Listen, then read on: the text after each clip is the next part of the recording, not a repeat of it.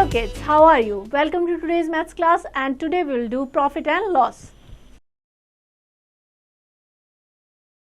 Profit and loss. Ramji is a shopkeeper. He buys his goods either from the factory directly or from the wholesaler. He then tries to sell each of these goods or item at higher price to earn money. If he succeeds, he make profit or gain, or he suffer a loss. For example, if Ramji buy wheat at rupees 30 per kg and sell it at rupees 32 per kg, he make a profit of rupees 2 because उन्होंने खरीदा कितना था 30 rupees पर KG और cell किया 32 में, सो 2 rupees पर KG का उनको प्रॉफिट हुआ. And if he buy wheat at rupees 30 per kg and sell it at rupees 28 per kg, he suffer the loss of rupees 2. From this we understand that the price at which the man buys his good is called the cost price or CP. जिस rate पे किसी चीज़ को purchase करते हैं that is called cost price और CP. The price at which man sells the good is called the selling price और SP. जिस पे हम बेचते हैं वो कहलाती है SP. When SP is greater than CP the man make the profit और गेन. अगर सेलिंग प्राइस कॉस्ट प्राइस से ज़्यादा होगी तो क्या होगा? Profit. SP is greater than CP, profit equals to SP minus CP. When SP is less than CP, means selling price is less than cost price, then he suffer loss. Clear? So loss equals to CP minus SP.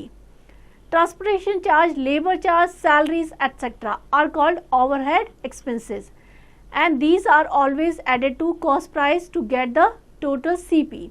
Profit percentage equals to profit upon CP into 100.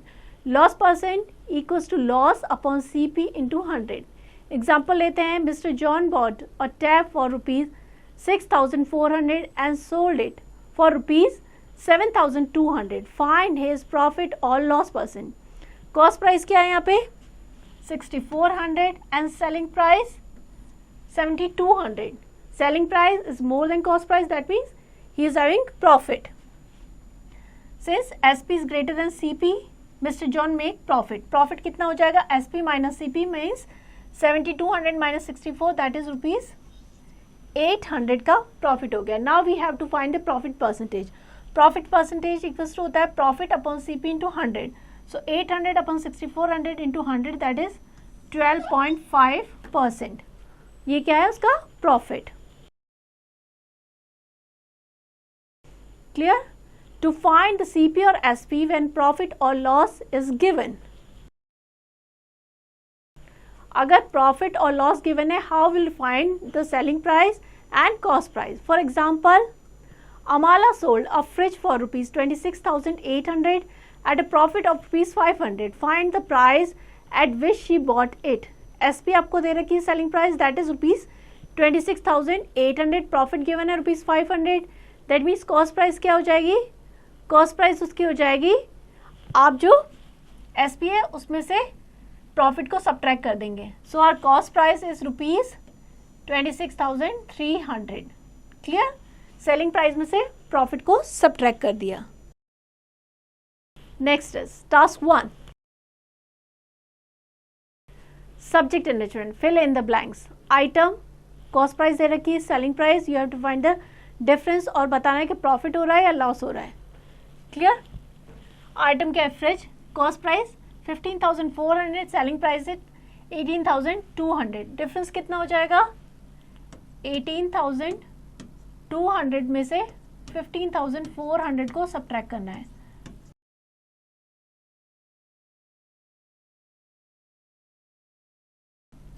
₹2,800.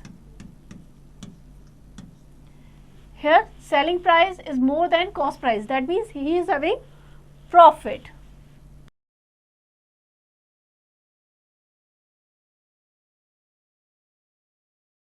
इसी तरीके से बाकी सारे questions करने हैं.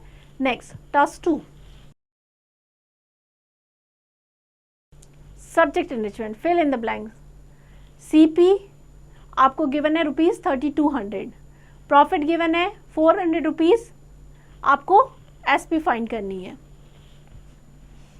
3200 में खरीदा है और 400 रुपीज़ के प्रॉफिट के साथ सेल किया है, दैट मीन्स 3200 में 400 ऐड कर देंगे तो हो जाएगा 3600 rupees.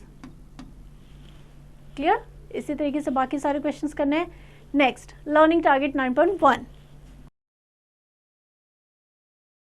A TV is bought for rupees 16,700 and sold as a loss of 3,800. Find the selling price. Cost price कितनी है? 16,700 और कितना लॉस हुआ है? 3,800। तो सेलिंग प्राइस निकालनी है, दैट मीन्स सीपी माइनस जो लॉस है।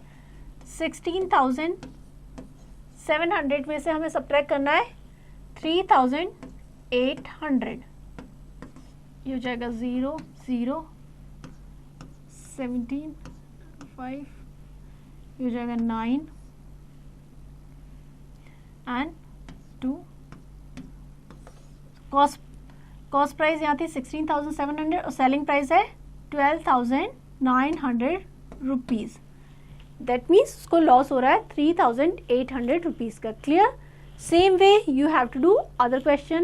Here we end the chapter. I hope you understand the chapter well. Now you have to practice it.